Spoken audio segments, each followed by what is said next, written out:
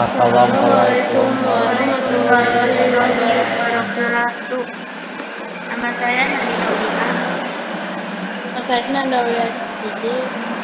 Nama saya Sugiarto Al-Ghazali. Nama saya Mauliana Rafika. Nama saya Zazakira Fitri. Kami akan mempresentasikan tentang tugas keanekaragaman hayati. Definisi keanekaragaman hayati. Keanekaragaman hayati adalah variabilitas di antara makhluk hidup dari semua sumber, termasuk interaksi ekosistem terestrial, pesisir dan lautan dan ekosistem akuatik lain serta kompleks ekologi tempat makhluk hidup menjadi bagian. Jenis keanekaragaman hayati. Yang pertama ada jenis gen. Definisinya buku berjudul Gen yang ditulis oleh Siddhartha Mukherjee ini menjelaskan bahwa yang membentuk ciri kehidupan bahkan sifat semua makhluk hidup. Contohnya atau Oryza sativa, mangga atau Manifera indica, durian atau Durio hibertinus. Yang kedua ada jenis spesies. Definisinya dalam buku yang berjudul Asal-usul Spesies On the Origin of Species yang ditulis oleh Michael Keller dibahas mengenai asal-usul dari spesies yang ada serta apakah manusia memang keturunan dari hewan kera. Contohnya genus Citrus, misalnya pada jeruk bali atau Citrus maxima, jeruk nipis atau Citrus aurantifolia, dan jeruk manis atau Citrus nobilis. Yang ketiga ada jenis ekosistem. Definisinya, keanekaragaman ini terjadi akibat perbedaan letak geografis yang menyebabkan perbedaan iklim dan berpengaruh pada perbedaan suhu, curah hujan, intensitas cahaya matahari, dan lamanya penyinaran matahari. Contohnya ekosistem lumut, ekosistem hutan hujan tropis, dan ekosistem hutan konveks. Manfaat keanekaragaman hayati. Contohnya, ketersediaan sumber daya air yang cukup untuk pembentukan dan perlindungan tanah. Sumber pangan panas dan menggunakan sumber energi dari makanan minuman. Yang ketiga, sebagai bahan dasar pembuatan elektronik atau bahan pembuatan. Yang keempat, sebagai sumber obat-obatan karena beberapa tumbuhan dapat digunakan sebagai tanaman obat dan digunakan dalam industri obat herbal.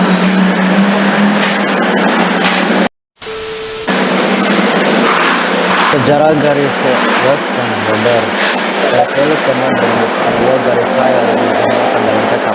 Kedua garis tersebut mendatasi persebaran fauna di Indonesia dan dibuat pada tahun 1859 oleh seorang naturalist Inggris bernama Alfred Russel Wallace. Garis Wallace adalah sebuah garis hipotesis yang memisahkan wilayah geografi hewan Asia dan Australia. Garis Weber adalah garis khayal yang memisahkan flora dan fauna di Indonesia menjadi tipe Asiatis dan tipe Australia. Ciri khas Asiatis adalah mamalia memiliki tubuh yang besar dan untuk mendominasi dengan reptil, berbagai jenis kera, berbagai jenis ikan air tawar, termasuk dalam fauna endemik, tidak ada binatang utama. Mencuri peliharaan manusia, mulai berusaha menemukan makan, milik sama pemiliknya, pihak, jarang pergi jauh, sama sawit, pilihan sawit, negara terkecil sekaligus negara terbesar ke-6 yang wilayah laut terbesar ketiga di dunia. Hanya ditempati satu negara, Australia, yang menjadi sebuah benua negara satu-satunya benua dan negara di bagian selatan bumi. Kebatasan penduduk mencapai 4,2 jiwa per kilometer persegi. Floranya Asiatis adalah Daerah Indonesia di zona altitude merupakan flora fitotropis dengan jenis tumbuhan meliputi meranti, kamper, reuni, dan mahoni. Beberapa contoh fauna endemi di zona altitude adalah gajah Sumatera dengan 41, orangutan, batak, dan flora pelihara adalah Casparusia arenaria, mengabangkai Arnophosaurus titanus, Monopterium, meranti, jati, ini, abu, daud, batak. Kolonial Australia, hayat mendarat, kayak bunyi, walang, dan Sulawesi, kanguru, koala, dan platypus. Kepala Asiatis adalah kanguru sebagian darat atau tipe Asiatis wilayah Sumatera, Jawa, Bali, dan Kalimantan. Mamalia berukuran banyak ditemui di wilayah seperti gajah, macan, tapir, badak tua, tatus, kantong, kerbau, rusa, hutan, hutan, monyet, terkadang, dan lain-lainnya. Fauna pula adalah ikan cupang, kelinci, lanang, anjing, ikan hias, ikan arowana, laba atau burung cinta, dan burung kakatua. Fauna Australia adalah kudu cendrawasih, kakatua putih, kasuarai, anak Papua, koala, kanguru Papua, kenduri kabar. Pelestarian in situ. Pelestarian in situ adalah usaha pelestarian langsung di alam atau habitat asli seperti pelestarian melalui taman nasional dan cagar alam. 2. Pelestarian ex situ. Pelestarian ex situ adalah usaha pelestarian di luar habitat asli seperti penangkaran di kebun binatang dan kebun raya. Pinjam moneda, situs sel dan ciri umum, uniselula bentuk prokariotik, memiliki dinding sel, tidak memiliki organel, membran, cara makan, autotrof dan heterotrof, kelompok organisme uniseluler. Contoh Monera, tutus dan ciri umum uniselula, bentuk sel bervariasi, prokariotik, memiliki dinding sel, tidak memiliki organel, membran, cara makan, autotrof dan heterotrof, kelompok organisme uniseluler. Bakteria, sindrom protista, tutus sel dan ciri umum. Protista terdiri dari makhluk bersel banyak multiseluler. Protista memiliki berat inti eukariota. Sebagian besar protista adalah aerob, membutuhkan oksigen. Sebagian lainnya anaerob, tidak membutuhkan oksigen.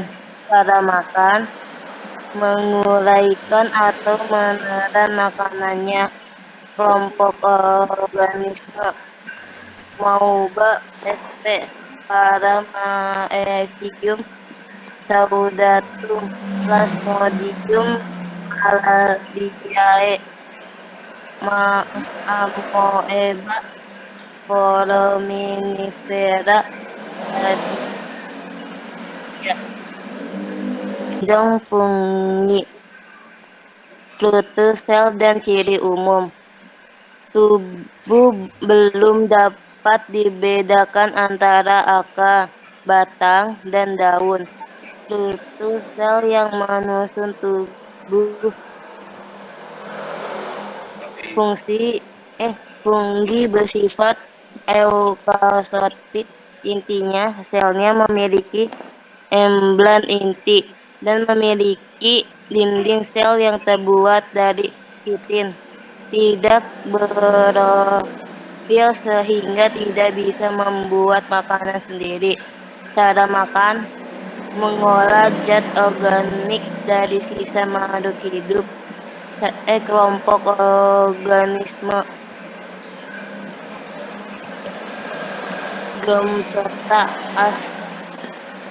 Asomcerta Basidiomcerta. Contohnya cacing, dangu Gymnodon animalia, Brutus, sel dan ciri umum. Selnya bersifat eukariotik atau memiliki membran inti atau inti sel yang dibatasi sistem membran. Cara makan: mencari makanan sendiri. Kelompok organisme kelompok Invertebrata. Contohnya ayam, kadal, sapi.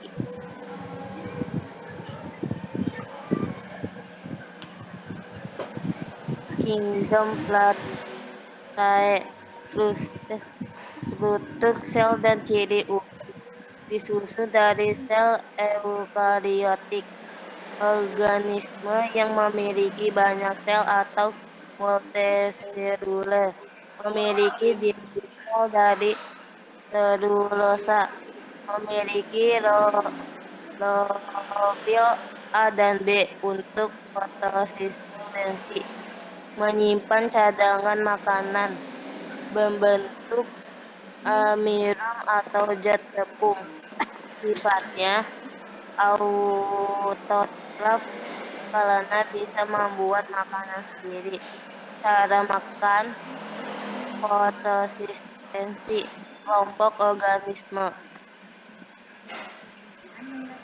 Delta Pteridota, Hyemnosemae dan Acrosemae. Contohnya tumbuhan lumut, tumbuhan paku. Sekian presentasi dari kami. Terima kasih.